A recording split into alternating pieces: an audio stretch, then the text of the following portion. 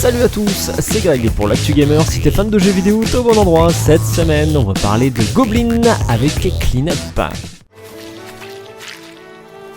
Vous êtes-vous déjà demandé ce qu'il se passait après avoir terminé un donjon? Comment est-il réinitialisé? Ou mieux, qui s'en charge? Dans Goblin Clean Up, vous prendrez le rôle d'un professionnel du nettoyage embauché par le directeur du donjon pour nettoyer et préparer le donjon pour la prochaine aventure. Vous pouvez également vous charger de cette tâche seul ou en équipe avec jusqu'à 3 compagnons. Le travail ira plus vite en coopérant ou pas.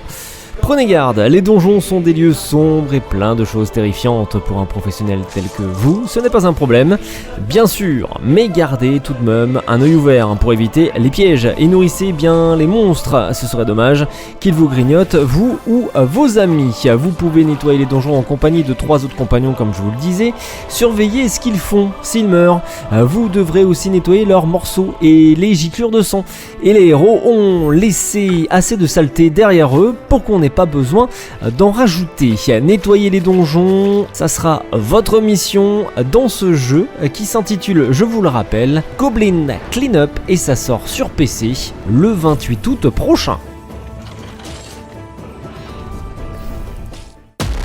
Et pour clôturer l'actu gamer, on va parler de Metal Gear Solid avec Snake Eater.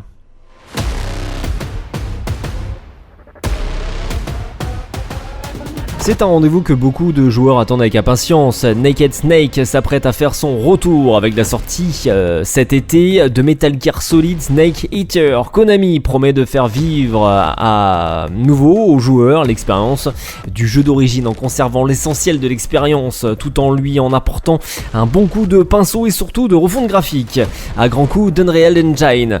Dans les faits donc, ce MGS Delta est avant tout un remake graphique comme on atteste les images qu'on a pu trouver sur internet et qui ont pu être montrées lors du State of Play 2025 de Sony. Le studio a décidé de mettre en avant les capacités d'infiltration de Big Boss ainsi que ses compétences de combat et de CQC lors des affrontements de boss qui marquent l'aventure.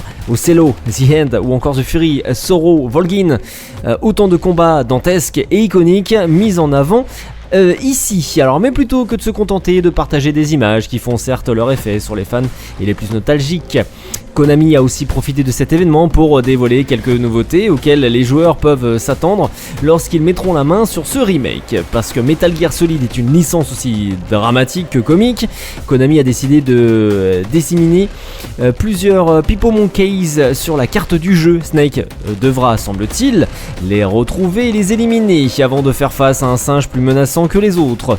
En outre, le studio a aussi présenté une nouveauté de gameplay, à savoir une sorte de camouflage adaptatif que Snake peut utiliser afin d'adopter l'apparence de l'environnement dans lequel il se trouve. Un nouveau gadget qui s'avère certainement très utile en territoire ennemi. Et enfin, Konami tease également encore plus sur du contenu inédit à découvrir lors de sa sortie, je vous le rappelle, le 28 août prochain sur PC, PS5 et Xbox Series.